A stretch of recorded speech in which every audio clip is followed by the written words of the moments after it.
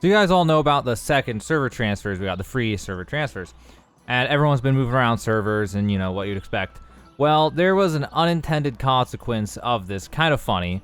So first off, they locked down a bunch of servers before this. They locked down the higher population servers so that people couldn't go to those and create queue times. But that had an unintended consequence that was really kind of interesting. So what happened is that the two most populous regions of the game, NA East and EU Central, because there were less servers to go to, what happened was everybody decided to go to one server for whatever reason, however it ended up happening. They started seeing the numbers rise on one of them, and everyone went, oh, that's the highest one, then we're all going to go to that. And since there were not multiple high population servers to choose from, whatever the first one people saw that was gaining traction, they all jumped on. And they actually turned back on the other servers, but they did it a little bit too late. They turned back on transfers for the other servers, but it was a little bit too late. They manually turned them off and they manually turned them back on. It's actually an automated system that will do it when they get too big. And these servers everyone transferred to, they finally got doing with the automated system. They got shut off. But I guess the automated system did not act fast enough, and now those people are in a really interesting conundrum, okay? So first thing I want to show you guys is that this was the post where they had all these servers, okay? All of these, they had manually, up here, they had manually closed them before transfers went out. And then down here, about a day ago, they unlocked all these. And especially these ones, it's kind of confusing that they would lock so many. I doubt all these ones were completely full. And unless this is what they were secretly wanting, it created a weird situation, okay? And we had, only for US East, we only had Eden. All right, well, if we go to InWDB, I'll link this page right here. If we go to InWDB and we organize by online, you can see here that because of that, now Barri in EU Central and Orun in US East are totally screwed if you transfer to those. And you can't transfer out now because you used your token. What happens in these servers is around 4 p.m. local time for them, they are completely full. And by peak hours, like 6 p.m. on the weekend, 7 p.m. on the weekend, apparently I've talked to people who have characters on these servers, and yesterday, the queue times reached all the way up to 9 hours at one point. There were 9-hour queues to log into the server. So basically, at the current state of the game, especially on the weekends, starting around 4 p.m., you have about a 1-hour window to log on and get only like a 2-hour queue. Once it's like 5 p.m., if you log on, you will not be able to get into the server until like midnight, basically. So, or yeah, about midnight actually. So yeah. Created an interesting situation. And then it makes you wonder, you know, you go down to all these other ones, and they locked all these. Where's Eden at? Where was that NA East Eden at? I'm going to have to do Control-Find because it's so far on the list. Oh, yeah, so they locked Eden because it was full. And what happened was everybody left. And now it is one of the lower population servers with peak players under 300 on the weekend.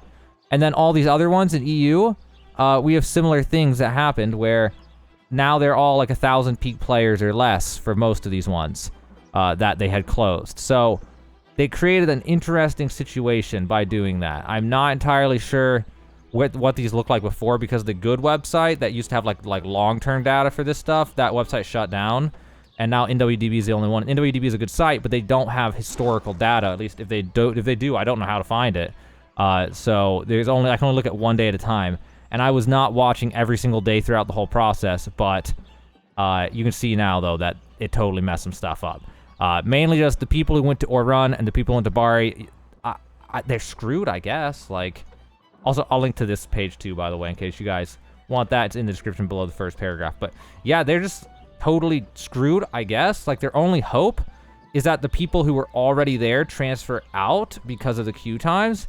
And if those people don't really do that in bulk, then for the foreseeable future, nobody can play during peak times unless they log in ahead of time and run some script to run in circles, which is against the rules and get you banned or whatever, you know. So yeah, it's a tough situation for them. It's really unfortunate. You know, I actually had a conversation with someone on our server who was in our company, and he went there, and I told him, hey, dude, you should wait. Well, let's all wait like, 4 days, 5 days a week and see where everyone goes, make sure this is the right decision. He was one of those headstrong people, and he was like, no, whatever I think is the right decision is the right decision, and if not, waiting a week is a week I could just be playing the game. And I was like, dude, but if you get a wrong server, you're screwed. And he's like, well, they're gonna merge servers anyway in 2 to 3 weeks. And I'm like, well, who says who? If the past is any reference for the future, they're gonna be stuck for 2 to 3 months at this rate.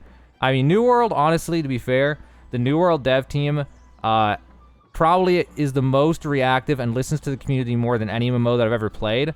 But with that being said, them being better at that than everyone else, it's still usually a slow time frame. Like, if they do something about the situation, it might be weeks, might be months. I don't know. And then there's like, okay, well, you know, another option like, well, maybe they just give another free server transfer token to all the people in those 2 servers. But then at the same time, they'd be like, well, that's unfair to everyone else. How come we have to pay for our next one? These other guys get free ones just because they messed up. And then you know this whole rabbit hole of what ifs and all that. So it's just a weird situation now. I'm not sure how it's gonna go. People can't transfer in anymore now, but if people don't transfer out, those people basically can. A lot of them can play the game, but you can't play during peak hours. If you get home from work at like 6 p.m., you can't log in. So you're just done for those players, for that crowd. So only the hardcore people who are on 12 hours a day, don't have jobs, whatever. Those are the people who are no matter what going to get on a play.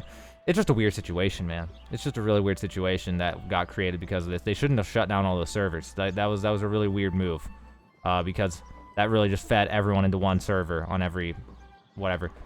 They only happened in East and EU though, because they're the only ones that have big enough player population still. But oh my gosh, can you guys imagine if the patch that comes out this week? There's going to be a patch coming out this week for the February release that fixes bugs and all this stuff, and maybe bots. I'm going to check out the bot one, and that goes. I'm curious as heck about that. But they're going to make it so OPR gives Umbral shards, so that might bring back a lot of people. It'll make me want to play more because I can just go and play OPR until I have 625 gear score someday, and that, even if it takes forever, at least it's fun. I need to play all day and have fun and eventually get there. So, and then depending on what they do in March, if they do something that's actually really good, we'll see what they do. That maybe it'll bring back more players. And if more players come back and they haven't alleviated the situation, those queue times on those servers are going to be like 14-hour queue time starting at 10 a.m. or something. So I'm curious to see how this one unfolds, guys. When I get news about the situation that's worth talking about, I'll make another video. Like right now, it's February 2022. I'm busy with a lot of the games. I'm doing Lost Ark videos, and then I got to do some Elden Ring videos. And after that, we'll see what happens next. But I'll definitely keep you guys up to date on New World news. I really like keeping up with New World news. It's really fun to me. It's really interesting. And yeah, I just want to, share whatever I can with you guys whenever there's something going on. Other than that, though, I'm just busy right now with other stuff. There's so many games coming out. But yeah, that's the news for right now that I wanted to share with you guys. The server transfer tokens kind of totally screwed some servers, and that's really, really funny. And then some servers died. My server went from being the second largest to now it has like 120 peak players. It's crazy how that works. I don't know, like the butterfly, it's like the 1929 stock recession in the US or something, guys. It's like, the panic thing of someone goes to withdraw their money and it's not there, so then everybody tries to withdraw their money and everybody just doesn't get their money then, and the whole economy blows up or whatever, like where everyone's like, oh no, people are transferring, the server's going down, I better transfer. And then because people go, oh, people are transferring, the server's going down, I better go. And it just led to like a giant critical mass effect and everyone just left. It's crazy. It happened to a lot of servers. A lot of servers went from 1,000 player populations to like 100. That's crazy. But anyway, that's the news I want to share with you guys. That's something interesting going on with the servers. If you have server transfer token, I recommend just waiting another week, seeing what happens, seeing where things unfold. Keep an eye on that server status and make your decision based on that. You don't want to end up on a dead server, and you don't want to end up on a server that has queue times. So just be patient. Give it a few days, give it a week, maybe 2 weeks even, and then make your decision. Just keep an eye on that server status, and then do your best to make your decision. But don't be hasty like the people who went to Orun and Midgard or whatever it was. They got screwed potentially, and we'll see how it unfolds. Maybe they'll find a way to alleviate it, but we'll have to wait and see. But that's the news. That's what's going on. That's the server transfer situation right now in February. What is it? What even is today? February 20th, 2022 in New World.